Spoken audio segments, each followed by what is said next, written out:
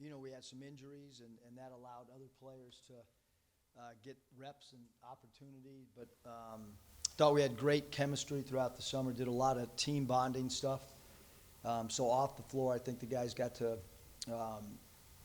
bond maybe a little bit quicker than normal. And on the floor, I mean, the effort every day is more than we can ask. I mean, they're really, really trying. They picked up a lot of stuff.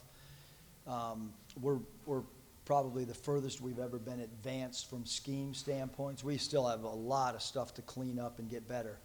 But right now, I would say that scheme-wise, we have as much in, maybe like mid-year almost for as far as sets and some of the things that we do offensively. And defensively, we're about where we normally are. We're not ahead at all, but we're not behind either defensively. Is there a different intensity now that it's the fall and the season's, approaching?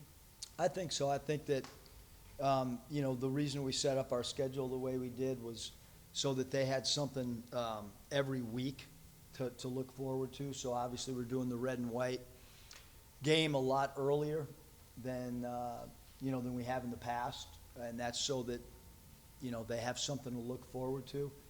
I mean, 8 of the 10 weeks in the summer is a long grind, and then you got this 3.5-week segment without playing a game.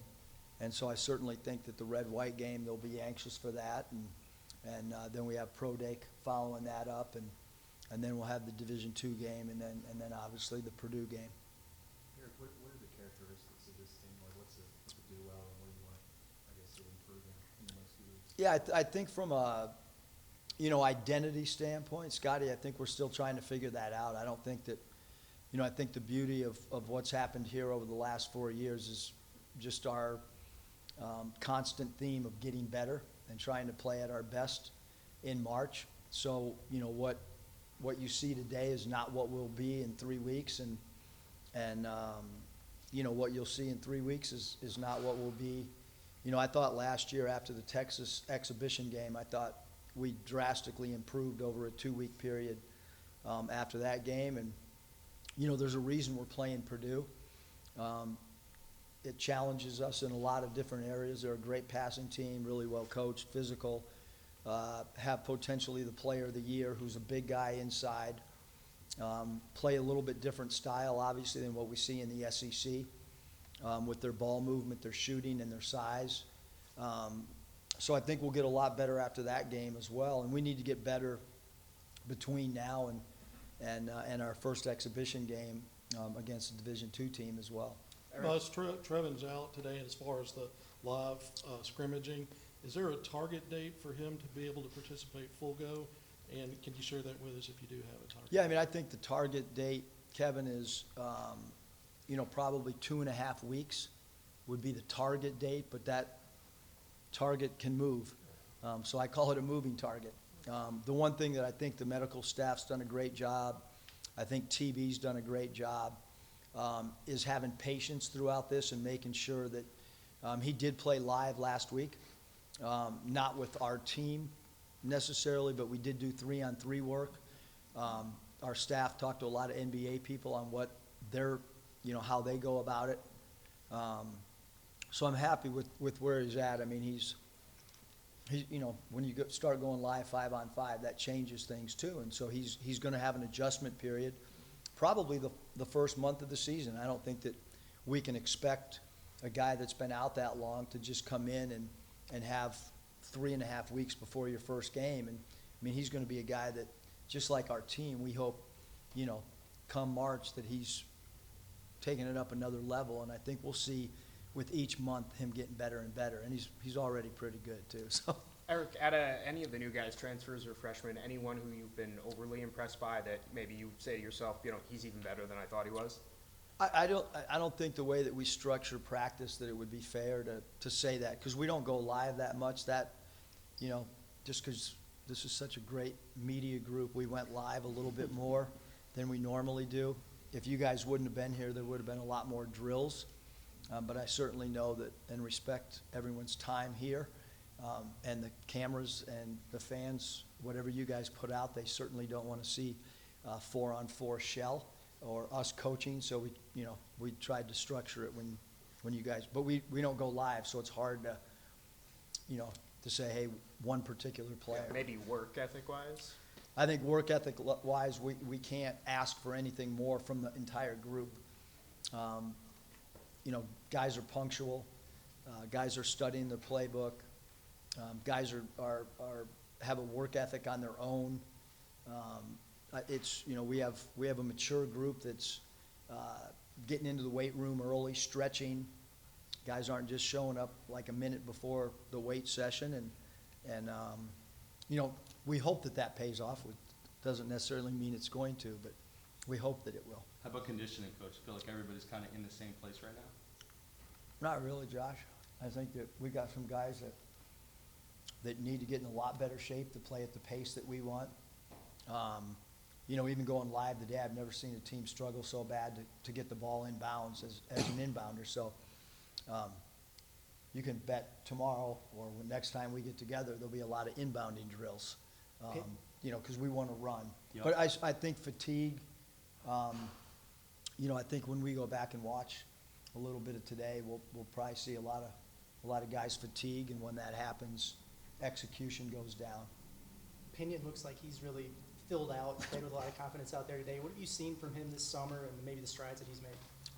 Well, I think one, athletically, he's made strides. I think he's, you know, I think that injury that he had in high school is completely, you know, gone. I don't think that's in his mind. He's not wearing a brace. You know, a year ago from today, he had a heavy brace on, and that's hard for certain players, especially a guard, to wear.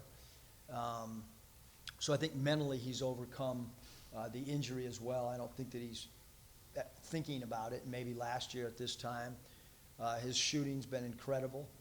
You know, he's still got some things that we want to try to focus on defensively. Got beat backdoor the other day, you know, in a situation that we're not a deny team, but certainly has been a real pleasant piece for us, you know, since we've been together. You mentioned the team's kind of ahead on the offensive sets and things like that. Is that kind of a product of having an older team this year compared to last year? Yeah, I mean, I don't think you know, the one thing that we don't ever want to do, Hutch, is compare, you know, teams, but we do have a veteran team. You know, last year's group had, you know, we went overseas, so it helped from a game standpoint, and it helped from an evaluation standpoint that we don't have those 4 games that we had last year to go off. So our rotations might be a little discombobulated to start the year because, you know, we don't have that body of work that a lot of teams in our league even got to go overseas this year, and we had the opportunity last year. So I mean, I think that we have added a lot more stuff, and if you think about what we were running last year and what we're running now, we're running a more complicated system. We've sprinkled some stuff in that's got some hybrid NBA things off the elbow, and we need to get a lot better. Too many turnovers and spacing's got to improve, but we're moving in the right direction, we hope. Look, Davenport was knocking it down pretty good. Is that typical? Yeah, I mean, it stretches. Yeah, he's streaky. I mean, he's got great range. I mean, we're really talking to him about trying to square his shoulders up.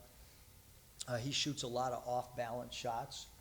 The great thing about him is he's able to make difficult, high degree of difficulty shots. But along with those, sometimes that'll cause some inconsistency. So the more we can work with him about trying to square up and not shoot off-balance shots, I think it'll help his percentage. I know Blocker, I guess, got his wisdom teeth pulled. I still have mine. It kind of worries me at my age, but Well, if they're not hurting, Bob, don't worry that's about what it. I tell the dentist every time he tells me I'm going to get pulled. But how long will he be sidelined?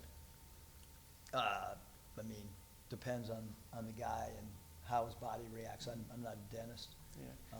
So I I guess- don't, when I had mine out, I was back, you know, next day. But You have the 2 freshmen. How look like fall? He really moves well for yeah, his both size. Bay's got great agility, great movement. I think that some of the schemes are a little different than he's used to. So he's got to continue to look at the playbook and watch video of kind of, you know, what we're doing and pick up second and third reads. But You know, today altered shots, ran the floor really hard. He's got to add body weight and get stronger, but certainly has had a great work ethic as well and is really trying hard.